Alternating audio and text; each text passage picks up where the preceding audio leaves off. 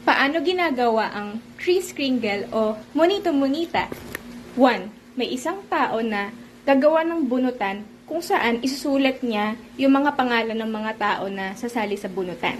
Number 2, kukuha at bubunot ang mga taong sasali sa Kris Kringle kapag nakita na nila yung name nung taong nabunot nila, either nakalagay yung totoong name o yung code name niya.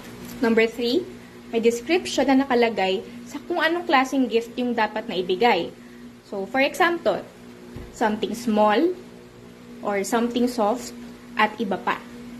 I know, uso na naman ang monito-monita ngayong holidays sa Christmas party ninyong mga parents sa inyong work, pati na rin sa Christmas party ng inyong mga anak sa school.